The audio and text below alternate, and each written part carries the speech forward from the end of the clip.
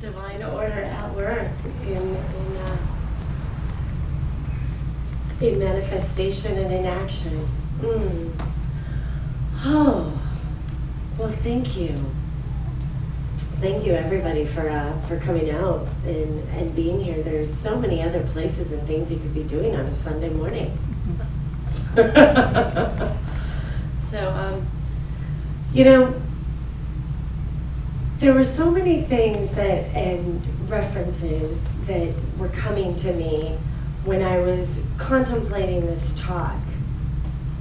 And so many things kept popping out. And how do I really talk about divine order? It is, one of the 12 powers that Charles and Myrtle Fillmore spoke about and taught and really came to exemplify and really expand on a lot. And the interesting thing was that there wasn't a whole lot for order. There wasn't a whole lot about divine law and divine order. And I go, well, that's really interesting. But there was a lot that they talked about that I found on law.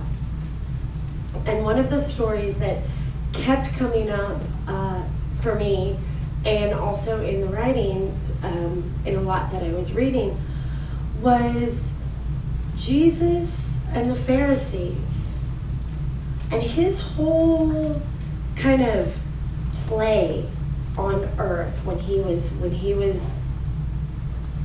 walking as the man Jesus. There was a lot of conflict and a lot of stuff going on between him and the Pharisees. And if many of you aren't aware, the Pharisees in the early days, around 1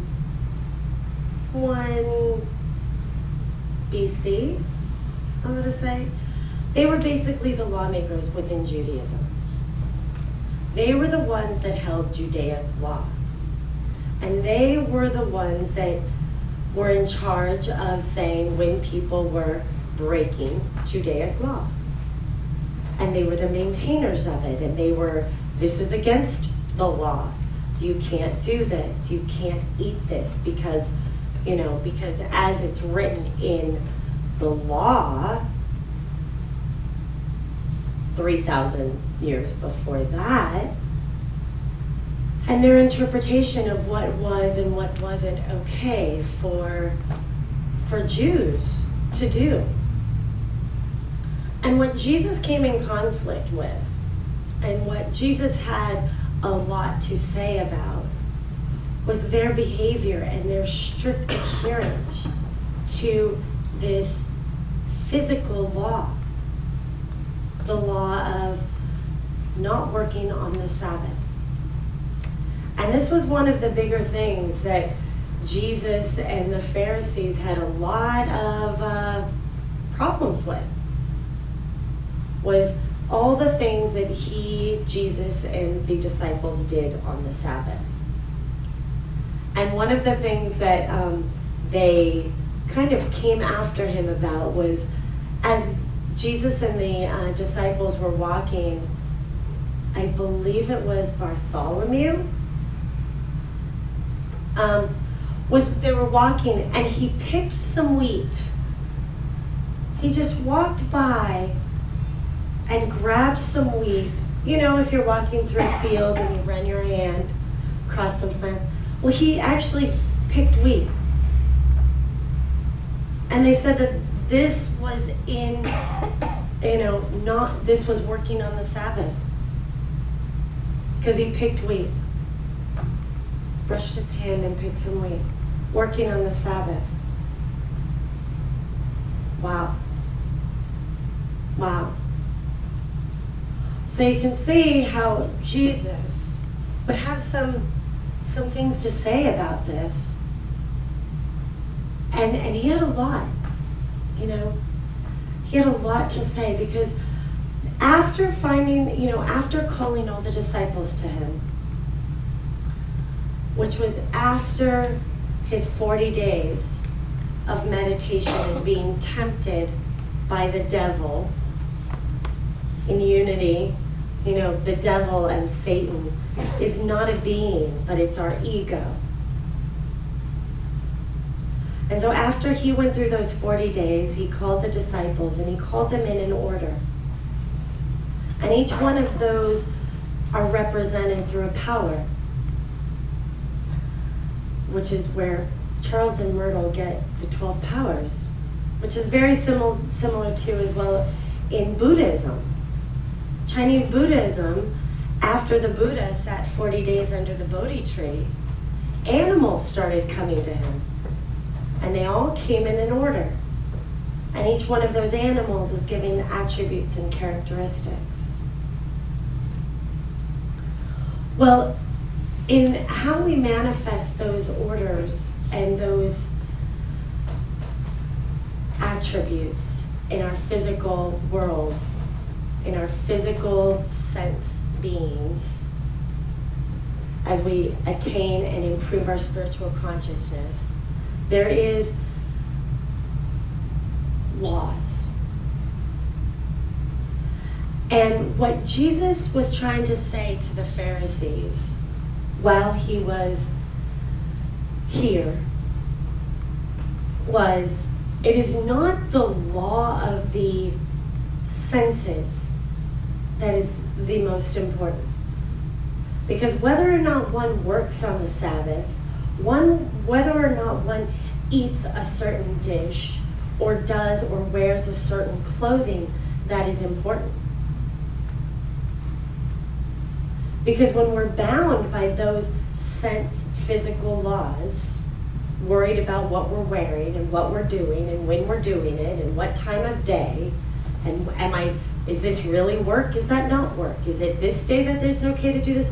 When we are so confined to those kinds of rules and laws,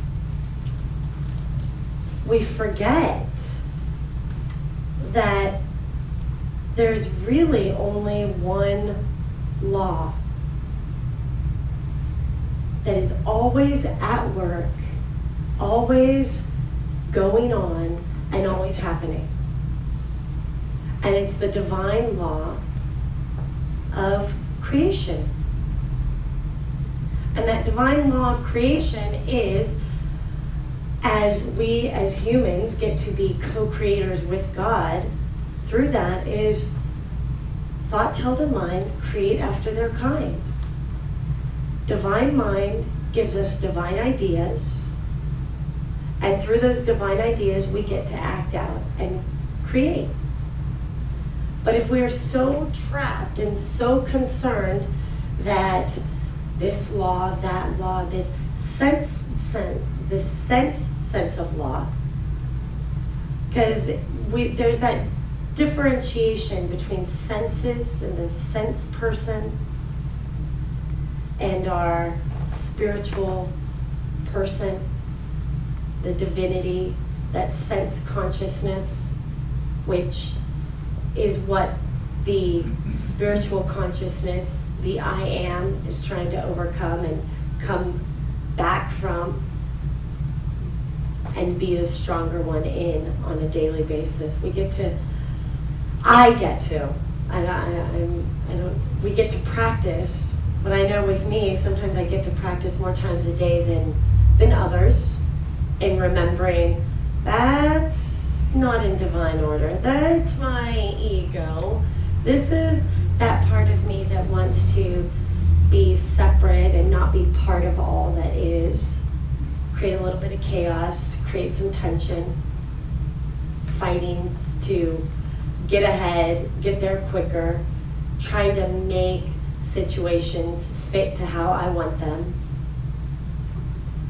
Rather than remembering, from the center, from my navel, from right here, that which creates ease.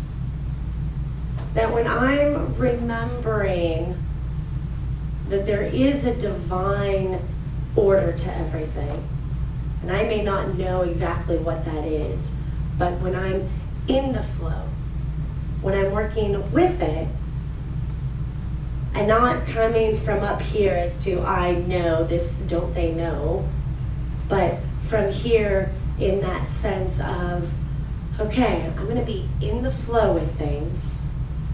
If I can remember that, today I'm going to be in faith. Today I'm going to practice imagination or judgment, discernment. Today I'm going to go with creation that is. There's a sense of peace that I myself find from right here. Interesting, this is our center for order. Divine order is centered from our navel. And when I was remembering this, I'm like, isn't it interesting that we say, what's your gut tell you? What's your gut say? It's not, when we're really trying to get to that intuition, I don't know how many times I've heard that in my life, even from people that may not have any spiritual, training, practice, or unity speak.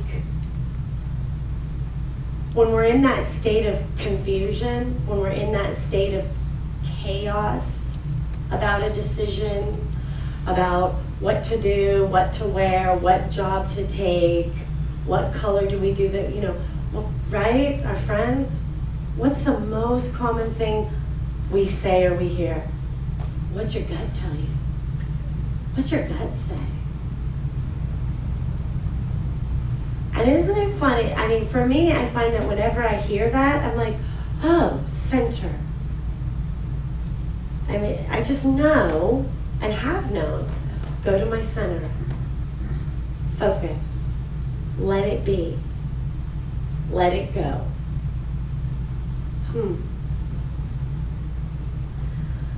And Jesus with the Pharisees and the law of the land at the time, many times said and has said and reminded the Pharisees that there were many prophets before that said, don't forget that the law of our fathers is written in your heart. The law of our Father, Mother, God, the Creator, the energy, the divine, that we are all part of, it's written on our heart. So we're born with it. We're born knowing. We're born with the information. We're born with the knowledge.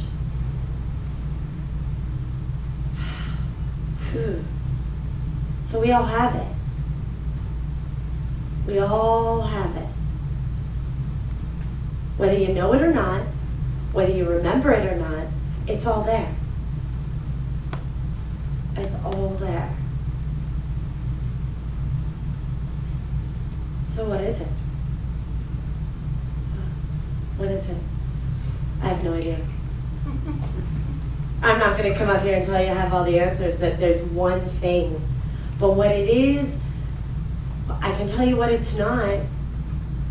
It's not thinking that we are all different, that we know better, that we all know what everybody should or shouldn't be doing. It is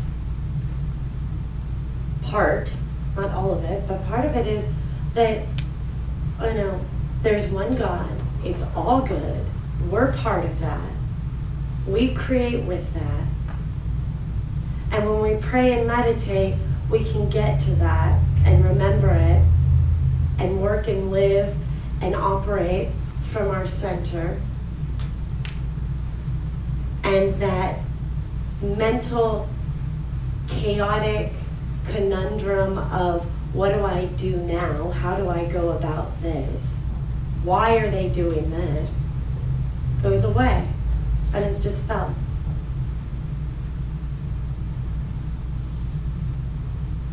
Because this is, in unity, it's practical Christianity. Practical Christianity in following, we have one way shower that we tend to, follow as an example. We're not going to follow him exactly, but, as an example, it doesn't mean that there's only one, because there's plenty that have come before and since. But with Jesus as the way shower and how he exemplified the Christ consciousness and the Christness that we all possess, because in Greek, Christ means enlightened. It wasn't Jesus, I remember somebody said one time that completely blew me away was, Christ wasn't Jesus's last name. It wasn't Jesus Christ, it was Jesus the Christ. Because Jesus was the man, Christ was that embodiment of enlightenment, of knowledge, of exampleness that he walked to show and said, and greater things than these will you all do. That was his promise. And with that, we get to practice those things that he set as an example. Because it's one thing to think and believe, it's another thing to do. Right? And unity, divine mind, divine ideas, we have a thought, we have a word, we have an action. And that's creation. Right? Divine ideas come to us, we listen to it, or we make it something else. It's still a divine idea. The divine idea of peace can be interpreted and has been interpreted by humans in so many different ways as to what that looks like. It's still a divine idea. Love is a divine idea, and how we've expressed that as humans has changed and been different. But it's still the divine idea that we all have and get. So we get to practice all of these things and do it on a daily basis. We get to choose how we get to do that. And that's the free will. That's us. That's the beauty. Because we get to make a choice every day how we get to carry and do all of these things that we already have and possess.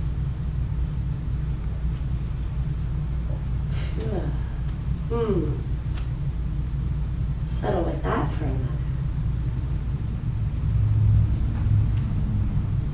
Yeah, we have it all. We can do whatever we want. We can create whatever we want. And it's all about where we focus our thoughts in our mind. If we have a thought or an idea and we focus on it, or we center on it, or we then put it into the world with words, sooner or later, it comes to be. It is manifest. Because everything around us, all of the physicality of the world, the physical part, is just that. It's divine ideas manifested. Thoughts manifested. Somebody had a thought about how to make a chair. There's chairs. There are thoughts that people have that we have, and we get to create that. We get to create that over and over. Sometimes we don't have the most positive thoughts.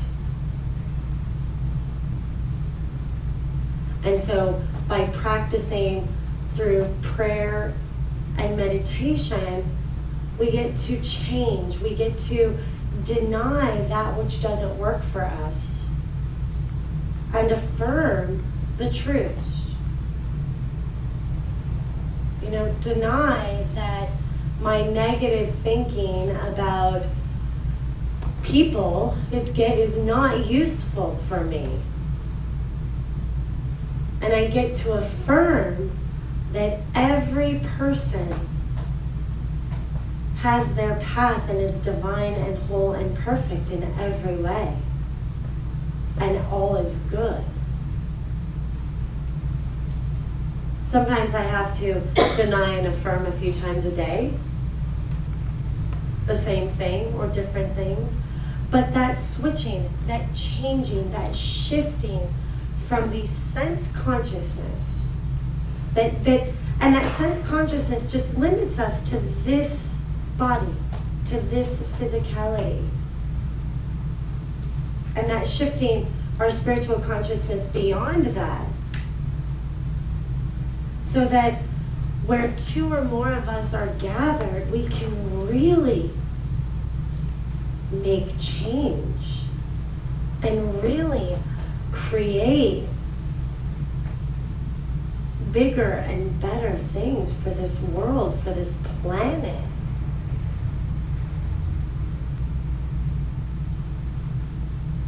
You know, empirical evidence has shown that when more people, when multiple people think on the same thought, the physical world has shifted and changed.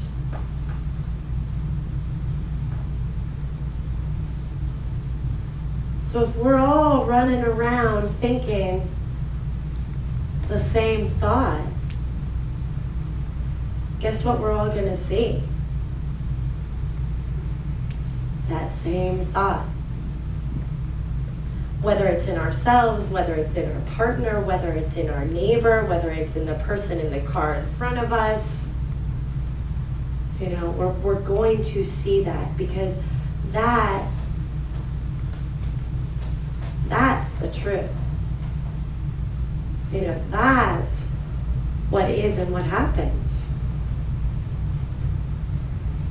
And I think that we as Unity students, as Unitics, as whatever you want to call us, but those of us that have been attracted to Unity and other new thought movements are so blessed, because there's none of the law of what not to eat, what to wear, what to be, who to do, you know, who to talk to, not talk to. There is none of that here.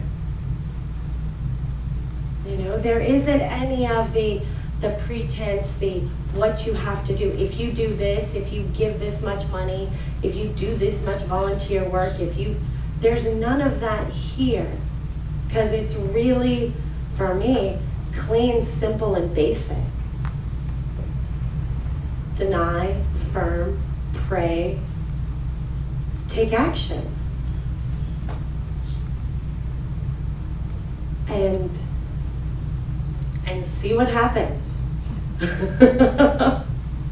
And when we see the things manifested that maybe aren't in that positive, affirmed line with God, with the oneness, we get to change that. You know, it's not about going to somebody else to talk to God to make things right for us. It's we get to do the oh, I am a co-creator with God. I get the power and have the power to do that.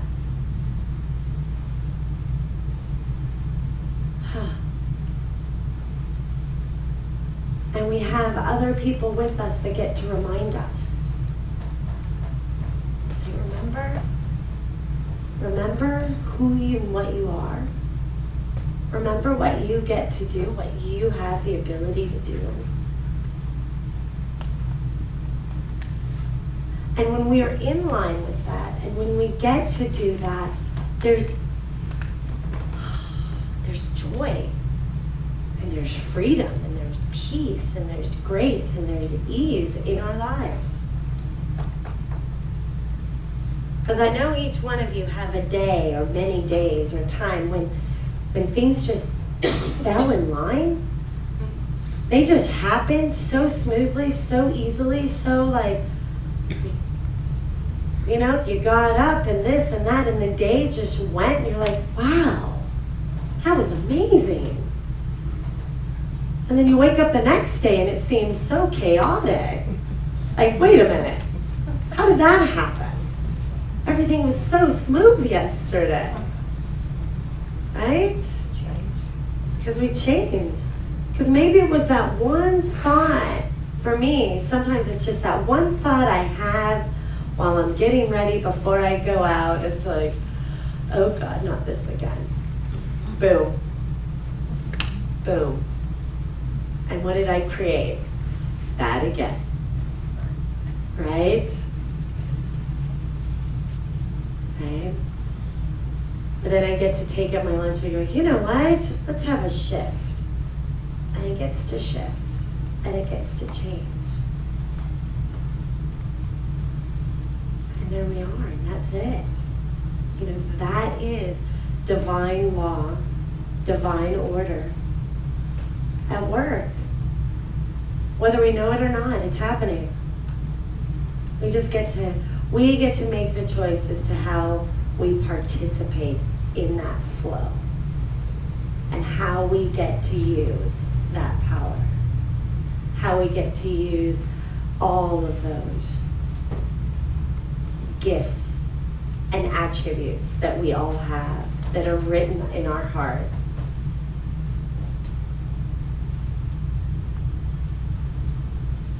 What are you going to do with it today? What are you going to create today? Good, I hope, and all is well, and thank you. Namaste.